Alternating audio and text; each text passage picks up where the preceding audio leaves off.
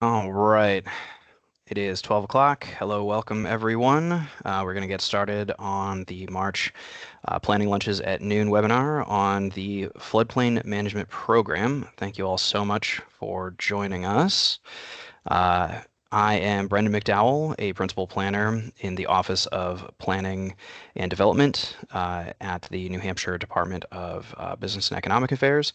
I am joined by my colleagues, Sarah Thunberg and Stephanie Frechette, also of the Office of Planning and Development at the New Hampshire Department of Business and Economic Affairs. So they have a great presentation for you all and a lot of information to go through. But before we dive into this topic, here is a reminder on how to use the Microsoft Teams webinar controls. Please drop your questions in the chat.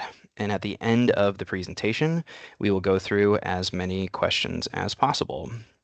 And with all that housekeeping out of the way, let's get into it. So, Sarah, go ahead and take it away. All right, so welcome everybody. I hope you're eager to learn about floodplain management and the National Flood Insurance Program today. So quickly going over our agenda. So we're going to start off by talking about some flooding hazards and what types of flooding you can expect to see in New Hampshire. And then we're going to cover some flood smart resources that can help you check your floodplain maps, check the forecast, and also how you can mitigate your flood risk. And then we're going to wrap up with some National Flood Insurance Program participation benefits for community and community officials and residents, and then also talk about the community rating system program. So, why is floodplain management important? That is because weather is always happening. And while most days nothing significantly impactful happens, sometimes the weather pushes the boundaries of what our communities and our infrastructure can handle. While weather isn't inherently hazardous in itself, it becomes a hazard when people impede the natural progression of these events. So water is especially dangerous because it doesn't just follow town lines. It can quickly alter the local terrain through the sheer force of floodwaters. And the power of floodwaters can be deceiving to the public. So anywhere it can rain, it can flood. And that comes into play because, or in a big way in New Hampshire, because generally 25 to 30% of flood insurance claims come from low to moderate risk areas that are not in the designated floodplain. So development anywhere should be conscious of the flood risk and maintain effective water management infrastructure. Like every disaster, flooding occurs in phases. There is Before the flood, there's preparation, which is gathering resources and developing a community plan. Oops. There's the response phase, which occurs during the flood, where emergency management or emergency assistance is provided as needed. And then after the flood, in the days after the flood, there is recovery, where people will be filing claims and rebuilding. And then months to years after the flood, you enter the mitigation phase where planning, purchasing insurance, hazard mitigation plans, and construction and terrain alteration occurs. Many industries are involved in disaster relief efforts, including emergency management, planning, insurance, construction, forecasting, healthcare, and any kind of public service industry or agency. And at the bottom line, smart planning and zoning decisions are the most effective mitigation strategies that we have against flooding. So let's go over some of the types of flooding. One of the most common and the one that everyone is mostly thinks of when we talk about flooding is river or inland flooding. This is when the water levels rise over the tops of the riverbanks due to excessive rainfall or persistent thunderstorms or snowmelt. Um, these flooding events tend to happen in long duration over the course of multiple days. There's a large area of impact. It can span down the entire river or sections of a river, covering multiple towns. Usually it spreads out along the mapped floodplain, um, adjacent to the river and flooding sources. And these floods tend to be more predictable. Generally, the larger they are, the more predictable they become. Next up, we have storm surge and coastal flooding. Now, New Hampshire has seen a lot of this in recent years. And this is where inundation of land areas along the coast is caused by an abnormal rise in water level.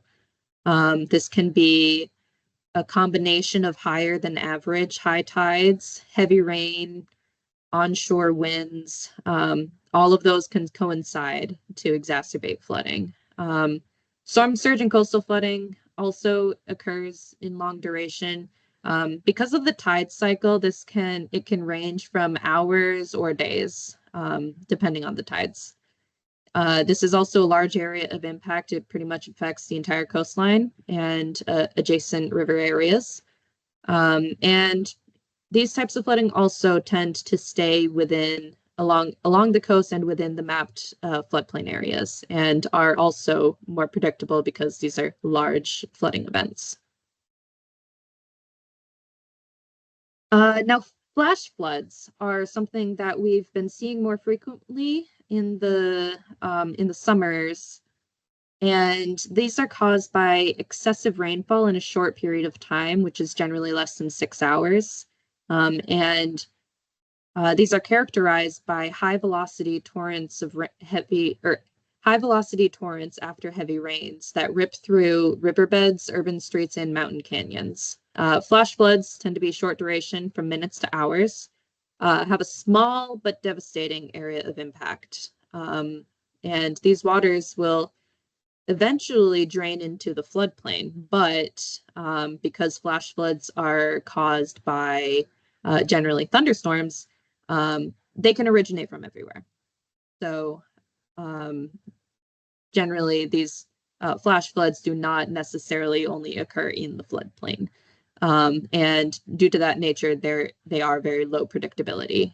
And one thing I wanted to highlight with the image here is in the top image, we see all of this area along this house's lawn, which has been carved out through the high velocity floodwaters. But all of that material has to go somewhere. And so here on the bottom, you can see an image where there's one road here, another road here, there's another road coming out this way, and another road here. This is in Alexandria, New Hampshire. And it is right at the intersection of multiple dirt roads on a hill. And all of that sediment piled up at the base of the intersection. You can see this is a stop sign, which should be 5 feet in the air. And there is almost 4 feet of sand and gravel that has been deposited in the road due to the flash flood. So the flash flood can one erode, but also deposit a lot of debris. So the last type of flood that I want to talk about today is ice jam flooding. We are currently in ice jam flooding season, where the rivers have been cold all winter and there's a lot of ice, but then suddenly we are warming up, we're getting more rain, the snow is melting, there's a lot of water being added to the river, and that can create chunks of ice which pile up at narrow river channel or at narrow points in the river channel. And these piles restrict the flow of water very quickly, and the water will rise rapidly upstream of the area of the ice jam, flooding the surrounding area. Ice jams tend to be variable duration because they last as long as that jam is stuck. They have a large area of impact and usually spread out along the mapped floodplain. However, it is low predictability because due to the nature of it just being an effect of a blocked channel. I have a series of images right here. This is a river up in Alaska, which experienced some severe ice jam flooding. The ice jam is just outside of the picture area, but as I go forward in time, this is only in a matter of hours. You can see the water is starting to build up upstream of that ice jam, and eventually it flooded the entire town in Alaska. So yeah, these ice jam flooding events can be very hazardous due to their large area of impact and low predictability. So I'm going to move on to some flood smart resources. How can you be aware and prepare yourself for flooding? So all communities should have paper copies of the floodplain maps if that's how you want to view them. But there are many different ways that you can view maps. So we have, or FEMA has the Map Service Center. That is msc.fema.gov.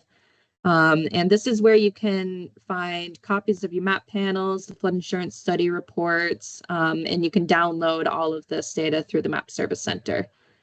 All of that data is compiled in a nice GIS viewer called the FEMA Flood Map Changes Viewer. This is a little bit more easy to use. And this just takes you straight to a map of the floodplains.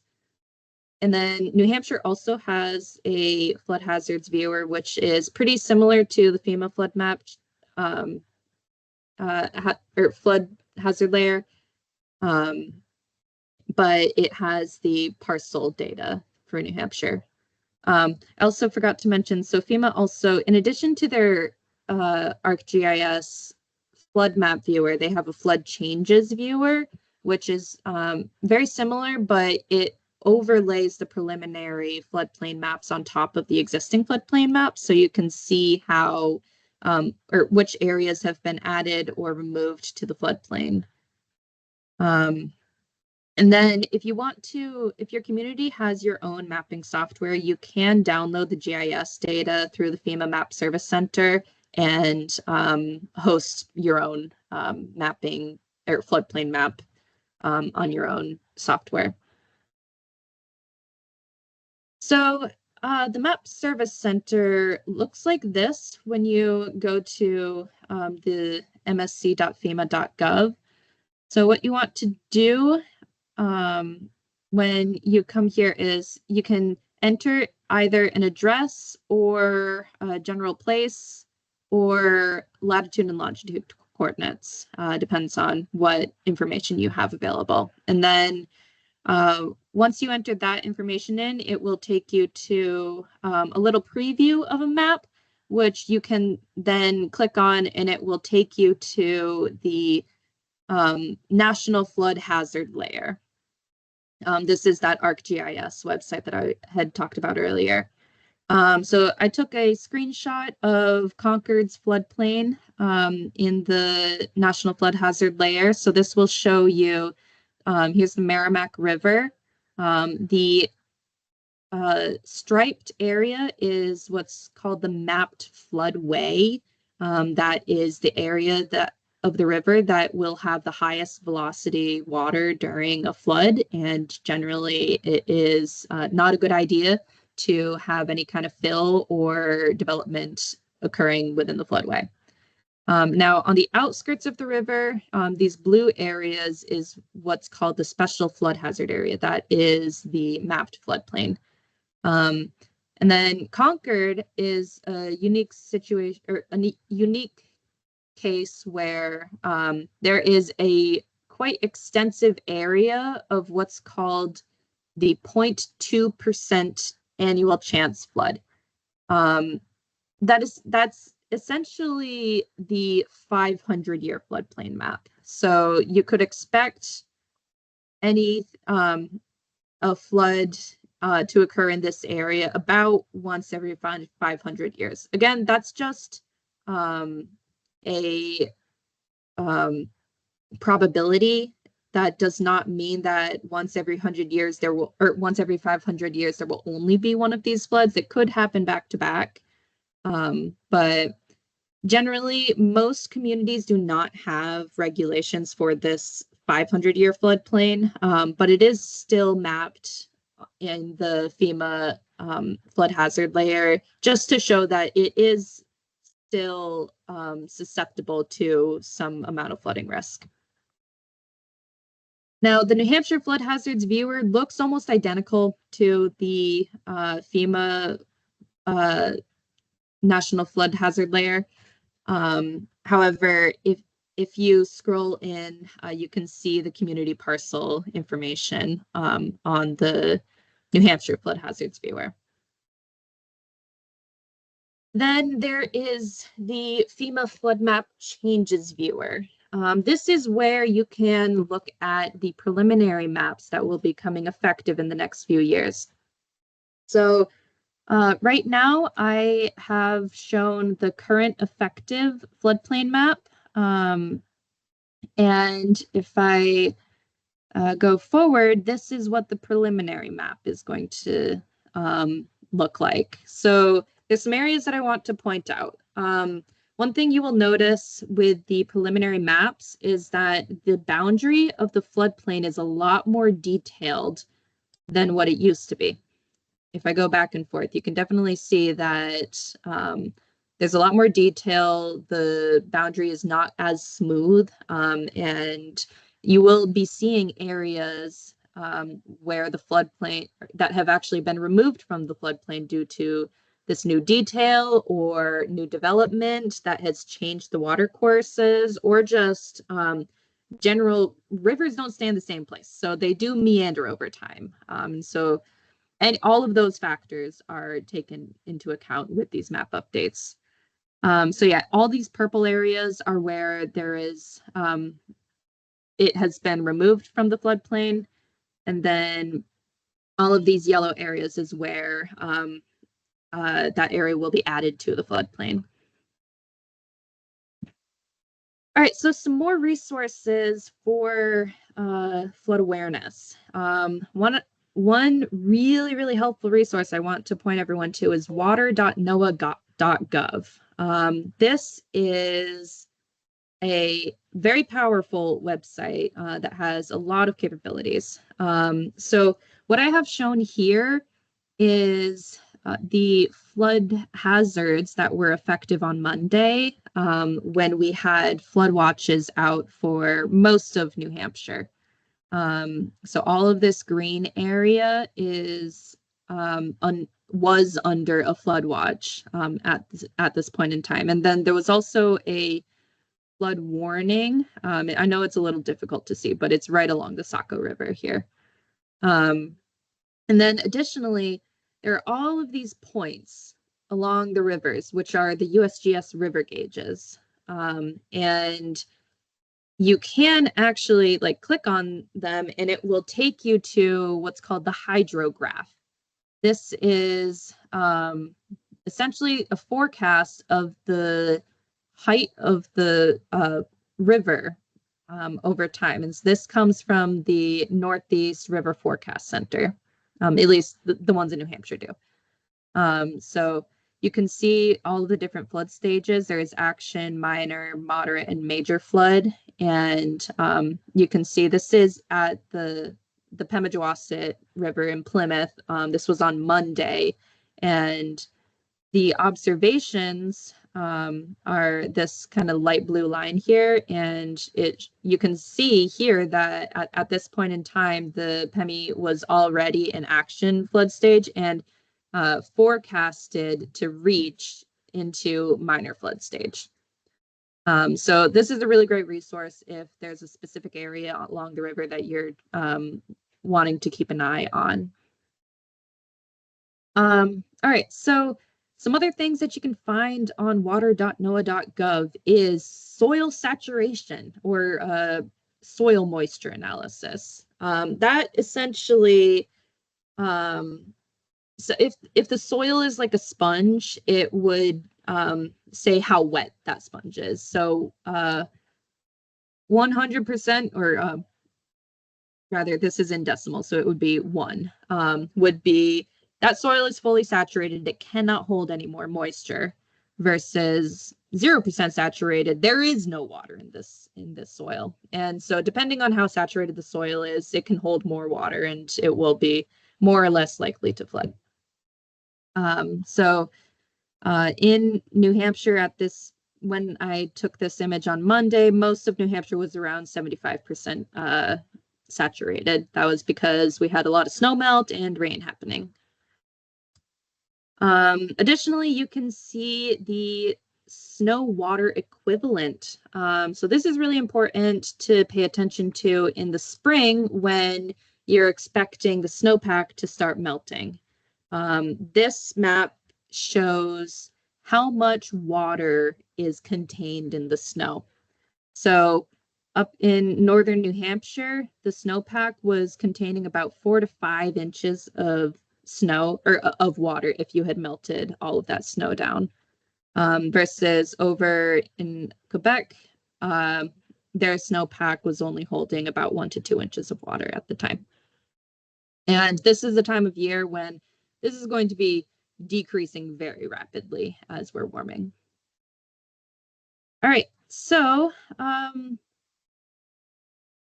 when you are trying to pay attention to whether or not your local river is close to flooding, there are some good resources through the Northeast River Forecast Center. There is something called flash flood guidance, which is essentially a measure of how much water can the soil take before it starts to flood. Now, the Northeast River Forecast Center has 1 hour, 3 hour, and 6 hour flash flood guidance. So each of those flash flood guidance is saying like this is the amount of water that the soil can take in this amount of time. And if you're wanting to track that, there are at pretty much all of the airports across the state have what's called an ASOS. It's an automated weather station. And that will show how much precipitation has occurred in the last 1, 3, and 6 hours. So here are all of the stations in New Hampshire. And if you wanted to look up this data, you can go to this website right here. It is through the National Weather Service. And you would just want to type in right here which station you are trying to get that data for. Alternatively, you can go to this is weather.gov/GYX. That is the local Gray Main forecast office, which forecasts for New Hampshire.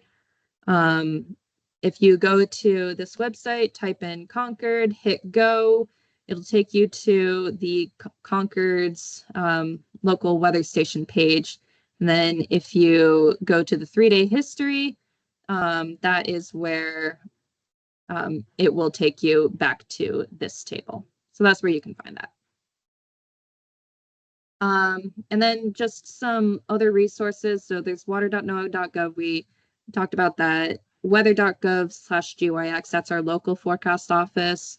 The Northeast RFC, or Northeast River Forecast Center, is where those river forecasts come from. And then additionally, the Weather Prediction Center has what's called an excessive rainfall outlook, which you can is updated daily, and that will show whether or not or which areas of the United States are likely to experience excessive rainfall in the next 1 to 3 days. So Stephanie is now going to take over and talk a little bit about mitigation. Great, thanks, Sarah. Can you hear me okay? Great. Yes. So at this point, we've discussed some flooding hazards and learned about different types of flooding, went through reviewing flood maps and reading weather forecasts. So now we're going to talk about flood mitigation funding through different grants that are available through the Department of Safety, Division of Homeland Security and Emergency Management. So there's a few different grants available to municipalities to mitigate hazards and assist with flooding. The grants are the Hazard Mitigation Grant Program, or HMGP, the Building Resilient Infrastructure and Communities Grant, or the BRIC funding, and Flood Mitigation Assistance, or FMA. All of these grants can cover activities such as project scoping, structure elevation, localized flooding risk reduction projects, structural retrofitting of existing buildings and facilities, and more. Here's a table that shows some examples of eligible activities that are funded by these different grants. So all three of these grants can cover activities that are including but not limited to structural elevation, flood risk reduction projects, structural retrofitting, but you can see that some of the grants can cover more activities than others. So the HMGP grant covers the most activities, whereas the FMA grant covers what you might expect for flooding projects like structure elevation, mitigation reconstruction, dry flood proofing, hazard mitigation planning, and more. Funding through these grants is available to the state, federally recognized tribes, and local communities, but these are not available to homeowners to apply. This slide shows a breakdown of the cost share that's associated with each grant. So as you can see, the grants are mostly funded by FEMA, but there is a cost share associated with them. Depending on the grant, there may be up to a 25% local match required. For example, for the FMA grant to be used for ensuring property and planning, this would be 75% FEMA funded and require a 25% local match. Whereas an FMA grant for severe repetitive loss properties, this would be 100% federally funded and not require a match from the community.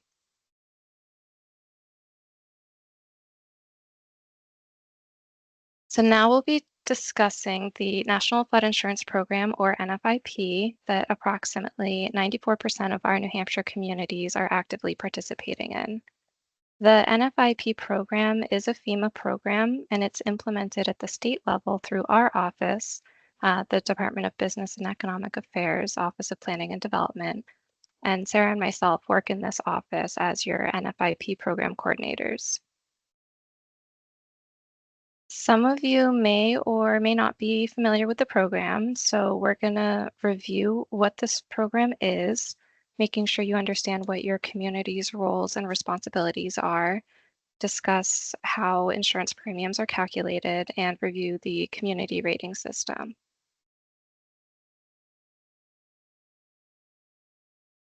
The NFIP program is a voluntary partnership between FEMA and participating communities. The goals and objectives of this program is to reduce the loss of life and property, reduce disaster relief costs, increase the importance of hazard mitigation, restore and protect floodplains, and make federally backed insurance coverage available to communities. The NFIP program is often referred to as the three-legged stool, as there are three main components of this program, which include knowing your risks by looking at flood mapping, reducing your risks by adopting floodplain management regulations, and ensuring your risk with flood insurance. And while this is a FEMA program, it's implemented at the state level, as I mentioned. So as part of the mapping component of this program, FEMA produces flood insurance rate maps, or FIRMs, and flood insurance studies. The FIRM is an official map of a community that's produced by FEMA, showing the delineated special flood hazard area, the base flood elevation, and the risk premium zones applicable to the community. And the flood insurance study is a report prepared by FEMA that summarizes an analysis of the flood hazards in a community, and the study is used to prepare a flood map that shows the flood hazards in a community. Both firms and the flood insurance studies are used by municipal officials to determine which areas of their community are subject to its floodplain development regulations and the building requirements that apply for the development activity in floodplain areas. It's also used by lenders to determine which properties require flood insurance as a condition of a mortgage or other loan, and it's used by the general public to understand flood risks in their area.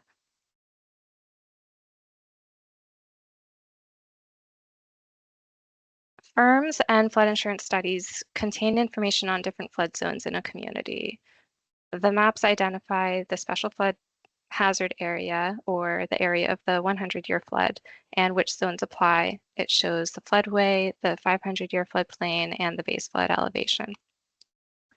Communities that participate in the NFIP program adopt local floodplain regulations, include them in their ordinances, and enforce them through a local permitting process. Floodplain management ordinance applies to the special flood hazard area or the area of the 100-year flood. New construction and substantial improvement or substantial damage must comply with all NFIP requirements in a participating community.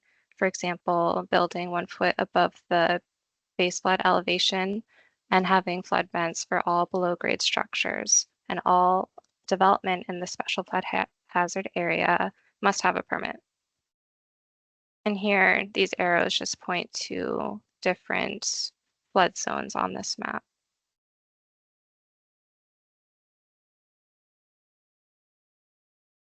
Over time, development and changes in weather patterns alter how water flows through the floodplain. As modeling techniques and data collection improves, FEMA updates their firms accordingly to reflect new hydrologic conditions.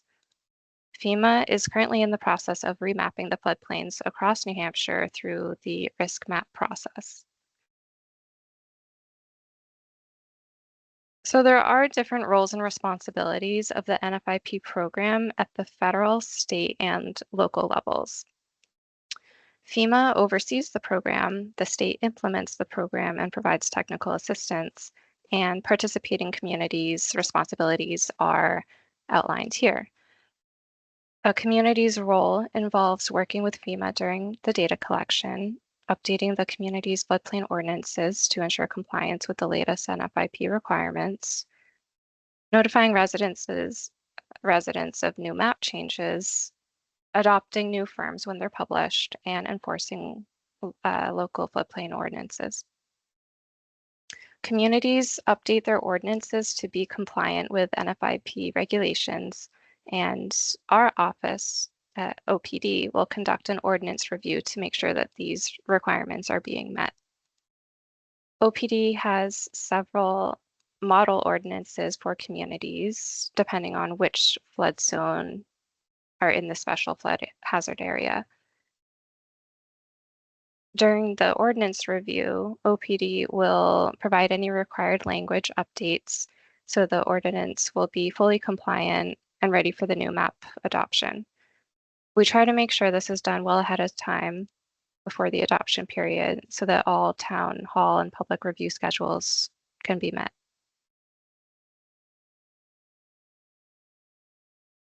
For a community to participate in the NFIP program, they're required to adopt and enforce local floodplain regulations that meet minimum NFIP requirements that are set forth by FEMA.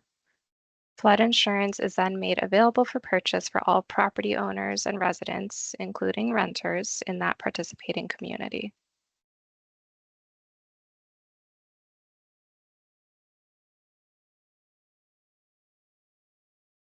We have a very high participation rate here in New Hampshire.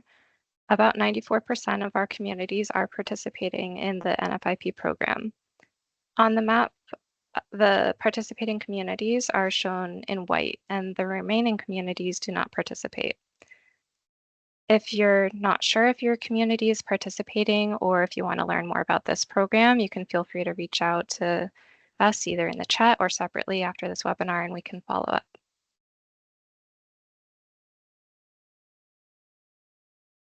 Circling back to the different roles and responsibilities among FEMA, the state, and your local community. So as mentioned, this NFIP program is a FEMA program made available to local communities and implemented by the state at OPD. There's different roles and responsibilities.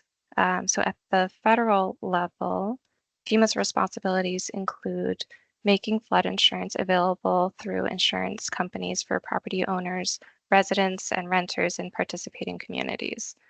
They are responsible for developing the flood maps, providing development and building guidance and national program oversight, as well as monitoring of participating communities to ensure compliance with the program.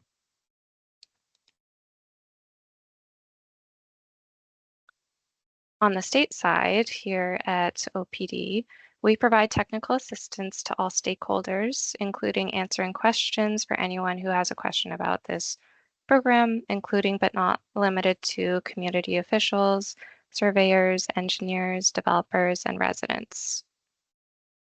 We provide education and outreach, such as this webinar, resources such as model floodplain regulations, fact sheets, sample permits, and we assist communities in evaluating compliance of activities that are proposed in the floodplain. We also provide assistance after a disaster when rebuilding is occurring and making sure that the minimum NFIP requirements are being met.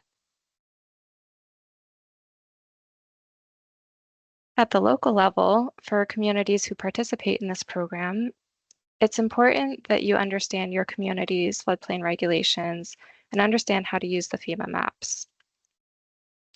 A participating community is also responsible for ensuring that permits are applied for and issued for all development in the special flood hazard area, making sure that development is built to meet the community's floodplain regulations, and then taking actions to correct violations if and when they occur.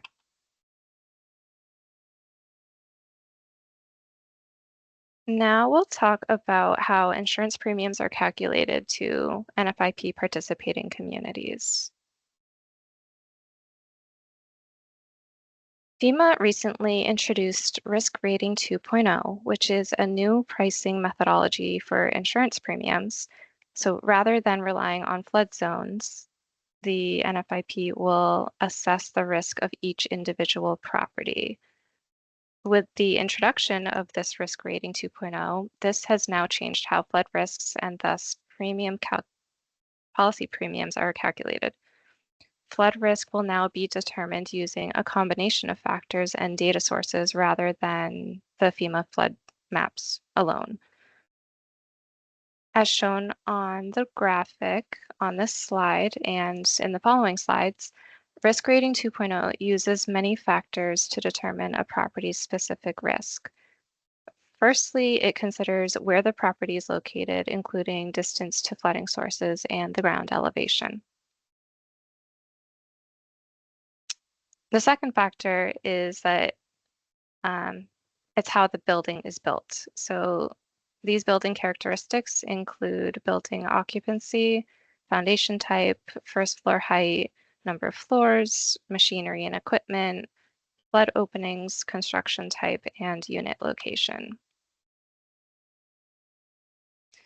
And the third and final factor that's considered with risk rating 2.0 is what is built and covered, meaning the replacement cost and coverage.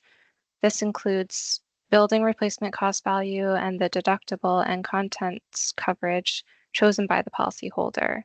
In the NFIP, building coverage and contents coverage are selected separately.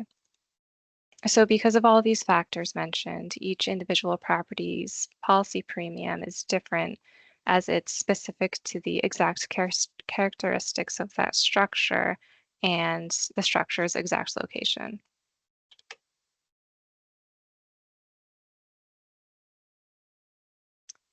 Now we'll review the community rating system, or CRS, and how this can reward communities and offer lower flood insurance premiums. The community rating system is a voluntary incentive program by FEMA that rewards communities for floodplain management practices that exceed the minimum requirements of the NFIP program. Participating communities can receive flood insurance premium reductions for this effort. So I also wanted to point out that OPD does host meetings on a quarterly basis to provide more information about this program. So if you have any other questions about CRS that we can't answer today, you can feel free to reach out.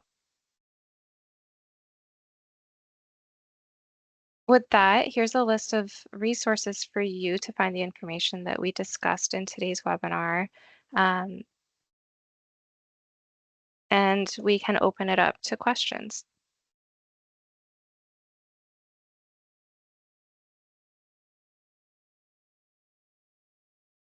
All right, thank you both so much. Looks like we've got a hand up from Vanessa.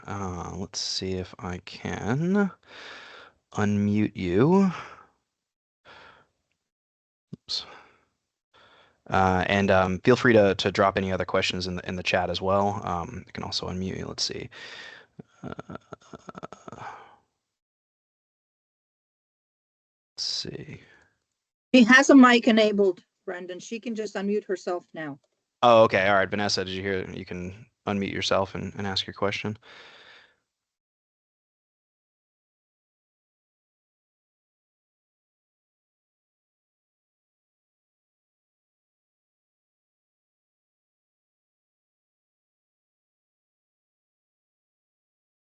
You can also put your questions in the chat.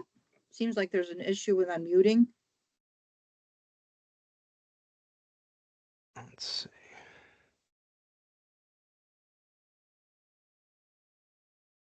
Yeah, I'm not sure what's going on. I did see another. Well, here we go. We've got a question in the chat. Perhaps Vanessa can figure it out. All right. So let's see. Yeah, sorry about that, Vanessa. She just asked if we will be sending the presentation out to participants, and I believe the answer is yes.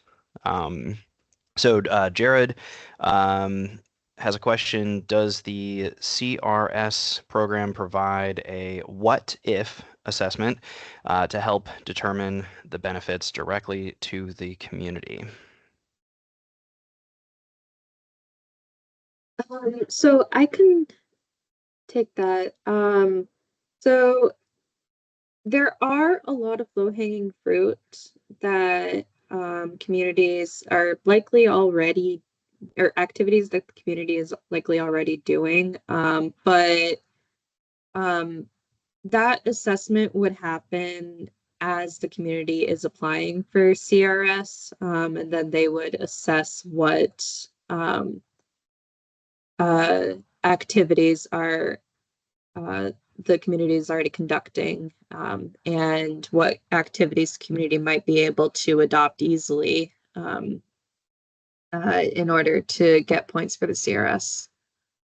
But that assessment would happen as the community is applying. The CRS program doesn't just automatically make them for every community annually or anything like that. All right, and it looks like we've got a question from Kathleen. They asked, can you offer a webinar on using the FEMA mapping website? It is hard to know which layers to turn on, off and on, and to get at the you want.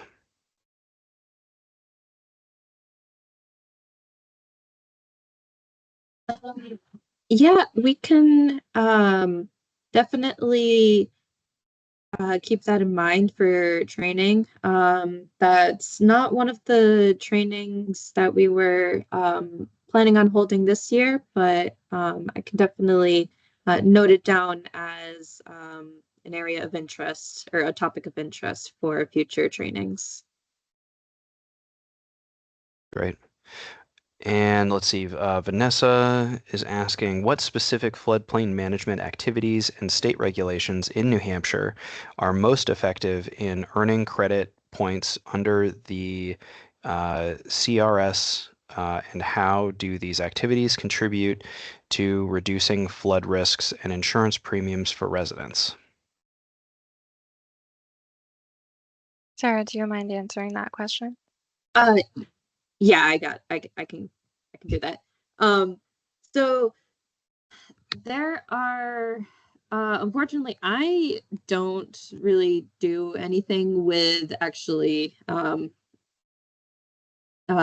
calculating points and credits for the CRS, but what I can say is some of the most major activities that communities can adopt, or one of the big ones is just straight up prohibiting all development in the floodplain. Not allowed even a little bit. That is a big one. Communities can get a lot of points for that because that is a very effective uh, activity. And how that contributes to reducing flood risk. Well, if there's nothing in the floodplain, then there's not going to be anything at risk there. And there's some other activities that communities can adopt, such as requiring 3 feet of freeboard. I know that I believe Hampton has a 3 foot of freeboard requirement, whereas the state building code just requires 1 foot. There's also things such as requiring elevation certificates for every construction, every permit in the floodplain. Each of those activities gets you, I don't know, like 200, 300 something points. And for every 500 points of activities that the community accumulates, that results in a 5% insurance rate discount for all policyholders in that community. And so for every 500 points, then that's another 5% discount towards insurance rates. So if your community has like 2,000 points, that would be a 20% or 2,000 points would be a 40% discount rate for all insurance policies in the community. Excellent. So let's see, Vanessa posted not a question, but more of a resource. And it's about FEMA's official documentation. So FEMA provides a user guide and tutorials on how to use some of their mapping systems online. So that's something that, in the meantime, folks could maybe take a look at. And yeah, that's a great, sounds like a great resource. Do we have any other questions or comments or anything like that from the chat, from the people who are still online, or any last minute thoughts from Sarah or Stephanie? Oh, got maybe another question. Let's see. Okay, so John, uh, John's asking, we have areas in town that commonly flood at various times during the year. This affects emergency access to a county nursing home. Does FEMA have grants that would help us do preventative work so this would not be a yearly problem?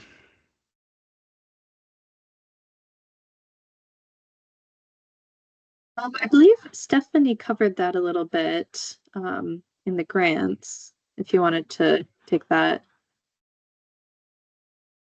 Yeah, so I went through some of those different grants that are there are FEMA grants that are administered from HSEM, the BRIC, the FMA, and the Hazard Mitigation Grant Program. So I would recommend taking a look at those. And we have the different activities that were covered by each grant. And some of the grants do cover planning activities. So that sounds like that might be useful and something that your community might be interested in looking at. I also want to add to that.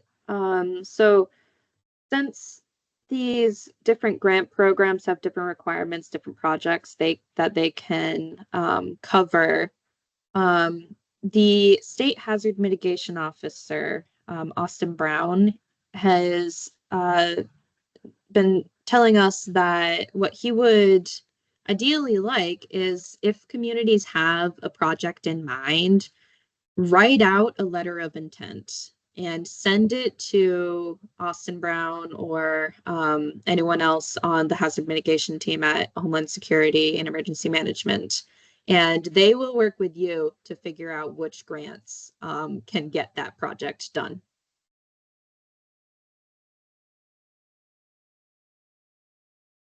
Excellent. Yeah, it sounds like a great great resource, great idea. All right, we've got about 9 minutes left. Any other questions in the chat, comments? Um, Otherwise, we can could always wrap a little bit early. Vanessa's posted a couple additional kind of resources for anybody who may be interested. For John's question, which is the question that Sarah and Stephanie just answered. There's more information about hazard mitigation, the BRIC program. I'm not seeing anything, I don't think. So I think we're free to kind of to wrap up if everybody's in agreement. Yeah. All right. Yeah, we'll let you all out a little bit early. Hope everybody enjoys the rest of your day. Thank you so much for joining us on our planned webinar, and yeah, stay tuned for next month's planned webinar. We'll hopefully be sending that out shortly. All right. Thanks everybody.